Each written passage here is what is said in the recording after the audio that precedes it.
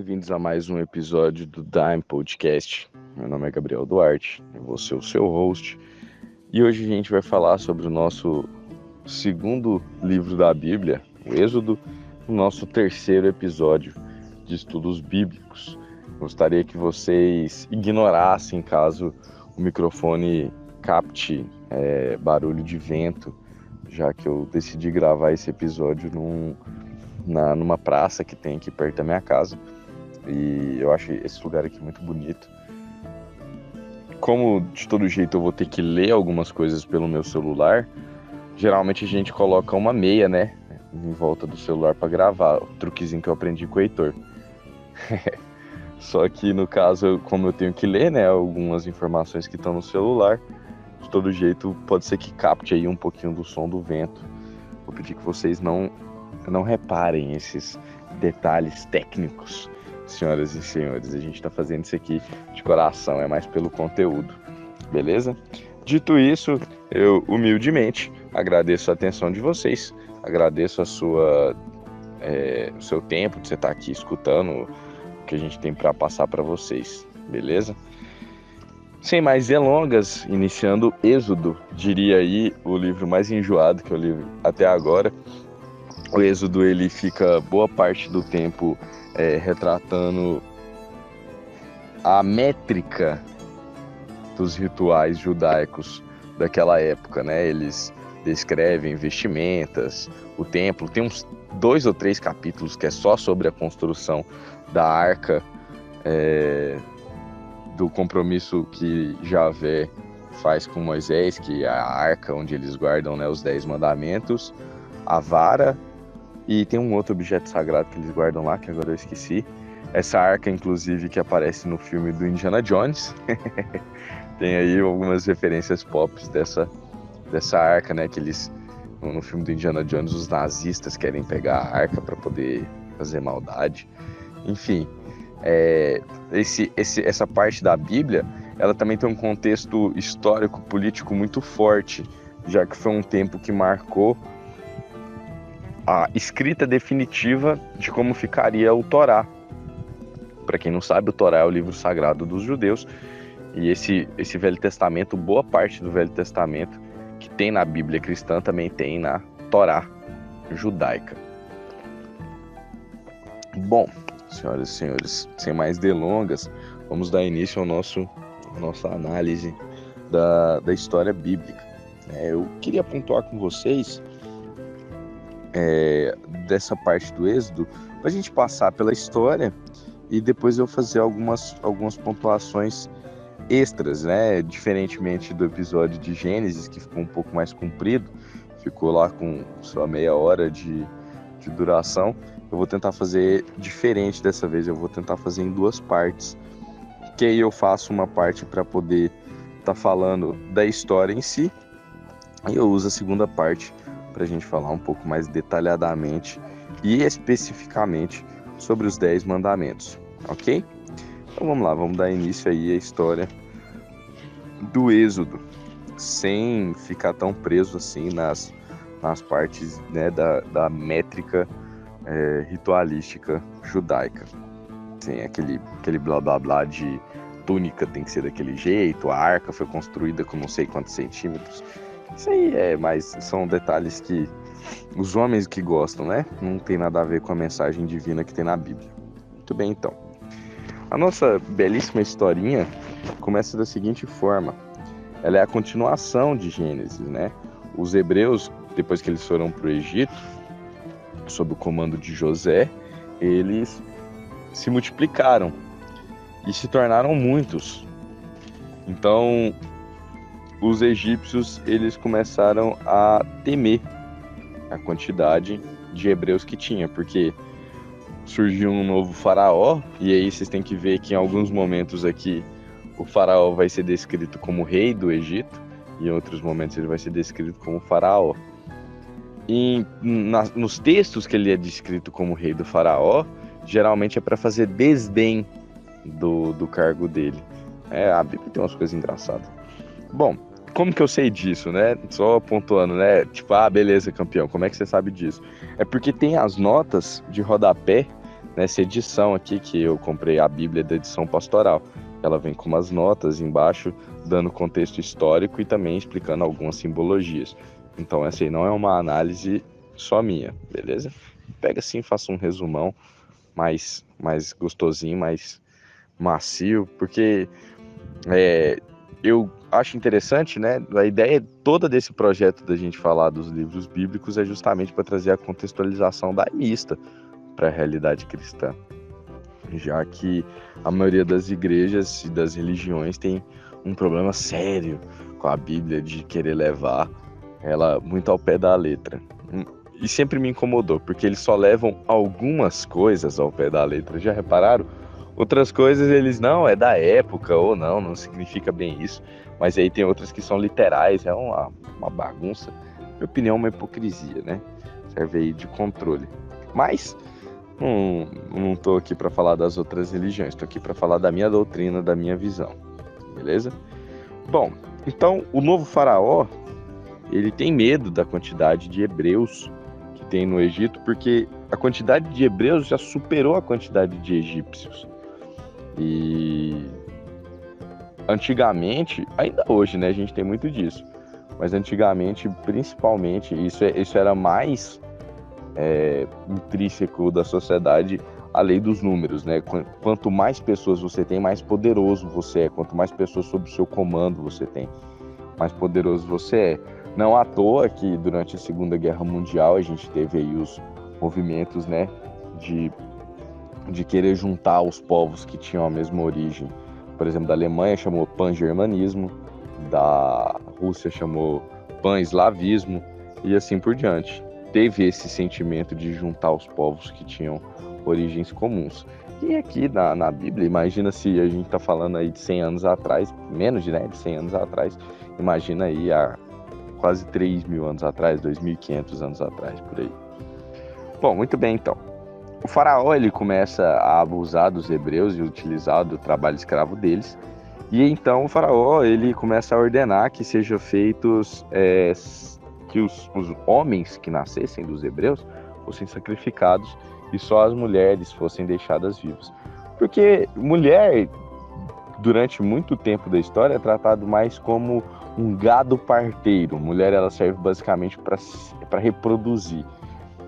Só que essa contradição cai por terra muito fácil pela própria Bíblia.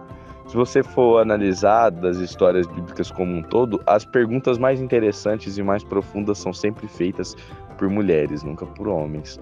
Eu acho isso muito mágico, também está sendo observado. Isso vai ser muito bem colocado no nosso próximo episódio, que é Judite, né? A história de uma mulher, que pode ser que represente um povo, mas ainda assim é uma história colocada numa aura feminina. Bom, e falando de mulheres, né, a gente fala aqui de uma parte, logo no comecinho, fala sobre as parteiras. O nome das parteiras é dado, né? Ele conta pra gente que as parteiras se chamavam Sefra e a outra chamava Fua, e o próprio rei do Egito é chamado de rei do Egito, ou seja, não importa o nome do rei do Egito, importa mais o nome das parteiras. Porque quando ele dá a ordem para os homens serem sacrificados, elas dão uma desculpa muito boa, elas dizem assim: as mulheres hebreias não são como as egípcias, são cheias de vida e dão à luz antes que as parteiras cheguem. Então essa era a desculpa para elas não estarem sacrificando os homens, né? Claro que é mentira, obviamente é uma mentira. E toda mentira é uma violência. Só que quando que a mentira ela é bem colocada? Quando ela é usada para evitar uma violência maior. A gente tem que tomar muito cuidado com isso, né? Porque a gente necessita de um contexto muito profundo para que a mentira seja razoável e aceitável. Mas matar bebês eu acho que é um bom motivo para você mentir, é para você não deixar um bebê morrer. Assim, eu acho, né? Bom, dando continuidade para a nossa história, então acontece que Moisés nasce e ele é escondido até os 3 meses de vida dele. Então o pai dele começa a temer pela vida dele, coloca ele numa bacia, numa manjedoura, num pote, o pote de Moisés, e coloca ele no rio. Hoje em dia aqueles negócios de transportar bebê chama Moisés, não à toa, né? Coloca o Moisés no Moisés e lança na água. Então ele é encontrado pela filha do faraó, que decide, ela manda, né, ordena que essa criança seja levada, alimentada e começa a cuidar dele. E o Moisés é criado como se fosse um príncipe. Bom, agora vem a história da fuga de Moisés. E eu vou ler aqui essa parte da história porque eu quero fazer de novo aí um linkzinho com os tempos modernos. Os tempos modernos não, os tempos contemporâneos, o nosso tempo atual. Sobre fofoca. A história é a seguinte: certa vez, Moisés, já adulto, saiu para ver seus irmãos, no caso os hebreus, né? E os viu em trabalhos forçados. Viu um egípcio batendo em um hebreu, um de seus irmãos. Olhou para um lado e para o outro, e vendo que não havia ninguém, matou o egípcio e o escondeu na areia. E saiu no dia seguinte e encontrou 2 homens hebreus brigando. Disse ao agressor: por que você está batendo no seu companheiro? Ele respondeu: e quem foi que colocou você como homem, chefe e juiz sobre nós? Você vai querer me matar como matou o egípcio? Moisés ficou com medo e disse: certamente a coisa já é conhecida. O faraó ouviu sobre esse caso e procurou matar Moisés. Então Moisés fugiu da presença do faraó e foi habitar na terra de Madiã. Aí assentou junto ao poço. Então veja, Moisés ele vai lá. Ele mata o egípcio babaca que estava batendo no hebreu. E os próprios hebreus começam a fofocar entre eles o que o Moisés fez. Então, nem entre os próprios hebreus havia irmandade, né? É claro, eu tô totalmente ignorando o fato que o Moisés matou um cara, né? Totalmente, eu tô 100% aqui ignorando. Isso aí a gente vai comentar depois.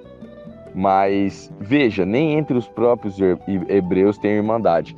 A gente fala muito do Brasil ser um país muito corrupto, um país muito sujo, que as pessoas são muito malandras e blá blá blá. Mas, cara, o brasileiro, ele tem a oportunidade de abusar de outro brasileiro, ele nunca perde a chance. Nunca tem irmandade entre as pessoas. E isso não é só entre brasileiros, né? São entre conterrâneos, são entre pessoas que convivem no mesmo espaço, numa mesma comunidade. A gente vê esse tempo todo fofoca. É o mal de tudo, de boa parte do que vem. Às vezes a gente tá bem intencionado, mas aí vem a fofoca, né? Tenebroso. Nem Moisés conseguiu fugir da fofoca. Dito isso, ele foge do Egito. E aí, passado algum tempo, ele encontra a sarça ardente, uma planta pegando fogo. Então é Javé se comunicando com Moisés. Então Moisés retira suas sandálias, porque ele estava em um solo sagrado, e vai conversar com a sarça ardente, e que é Deus, né? É um jeito de Deus se comunicar com ele, porque da sarça está saindo a voz de Deus. E Deus diz que Moisés vai ser o responsável por liderar os hebreus e tirar eles do Egito. Então é quando ele recebe a missão dele. Bom, não só isso, Moisés recebe poder, ele tem uma vara na mão dele, essa vara se transforma numa cobra. Deus, ele meio que fala assim para Deus: mas como que eu vou provar que eu realmente sou enviado de Deus? Aí Deus fala assim: não, eu vou te ensinar uns poderzinhos da hora aqui. Aí ele ensina o Moisés a transformar a vara numa cobra, ensina ele a colocar a mão no peito e tirar a mão do peito, deixa a pessoa passando mal e volta a passar bem, e também ensina ele a transformar água em sangue. Ele vai lá para tentar passar a mensagem dele pro faraó e mostrar que ele é o enviado de Javé. E ele mostra os truques dele. Alguns dos magos tem essa parte da vara, ela é... Claro que não é literal, gente, pelo amor de Deus, tá? Existe uma simbologia profunda por trás do que está sendo dito. Quando ele transforma a vara dele em cobra, os magos do faraó também fazem o mesmo. Só que a cobra do Moisés acaba engolindo as outras cobras. Então tem a simbologia, né, do sagrado, do Moisés, do Deus Javé tá acima das impurezas do mundo, né? É nesse momento em que é começado a ser imposto a questão do monoteísmo dentro do contexto histórico, dentro dos hebreus em si. Eu não sei se eu cheguei a comentar isso em outro episódio, eu acho que eu cheguei a comentar isso, né? Que o Deus vai ter vários nomes, porque ele não é um Deus só, são vários deuses, né? O monoteísmo, ele é uma impressão, ele é um momento de, tipo, ao invés de a gente dar vários nomes diferentes e ficar dividindo, a gente coloca um Deus só e organiza uma única religião. Por quê? Por causa dos templos. Como assim? Por causa dos sacerdotes. Vocês têm que entender, gente, que religião sempre teve a ver com política, sempre teve a ver com domínio político. Quanto mais católicos você tem, mais pessoas vão ouvir o Papa, mais poder o Papa tem. E isso vale para qualquer outro tipo de líder religioso. Eu só usei o Papa de exemplo porque o Papa é pop. Bom, continuando, a gente tem então que o Moisés vai conversar com o faraó e pedir para ele liberar o povo dele para ele poder fazer os sacrifícios de Javé no deserto. O faraó tenta negociar, tipo, faz pertinho. Ele diz não. Ele fala, leva só os homens, não leva as mulheres. Ele fala não. Então, tipo assim, o Moisés, ele queria mesmo tirar a galera do deserto. E o faraó sabia disso. Sabia que se ele deixasse os hebreus saíssem, eles nunca mais retornariam. Então, né, já que não vai escutar pelo bem, vai pelo mal. Moisés começa a lançar as pragas no Egito. Lembrando que esse faraó aqui já é outro faraó, porque o Moisés ele só retorna para o Egito depois que o antigo faraó já tinha morrido. Lembra que ele matou um cara e que aí ele teve que fugir do Egito? Porque, né, quando você mata um cara, você é morto. Naquela época valia a lei de Hammurabi, né, a lei de Talião, olho por olho, dente por dente, que inclusive posteriormente é citado no livro do Êxodo. Então, muito bem, começam-se as pragas do Egito. Vem a primeira praga, que seria transformar a água em sangue. E é sempre igual. Todas as pragas do Egito começam no mesmo texto e só vai mudando o que vai acontecendo. É o Moisés e o Arão, que é um outro profeta que acompanha Moisés. Eles vão até o faraó, pede para os hebreus serem liberados do Egito, para eles poderem fazer as preces deles no deserto. O faraó não deixa, aí ele lança uma praga. Tem vez que o faraó tenta voltar atrás, fala, não, tira a praga aí que eu vou deixar. Aí o Moisés tira a praga e acaba que ele volta atrás e não deixa. Tem vez que não, tem vez que ele só ignora as pragas mesmo. Mas é sempre isso, sempre isso. Então a primeira praga seria transformar a água em sangue. A segunda praga são as rãs. A terceira praga são os mosquitos. A quarta praga são as moscas, e tem diferença entre mosquitos e moscas. A quinta praga são as pestes nos animais. A sexta praga são as úlceras e tumores. Gente, eu juro que quando chegou na sexta praga, eu já tava grilado já com o faraó.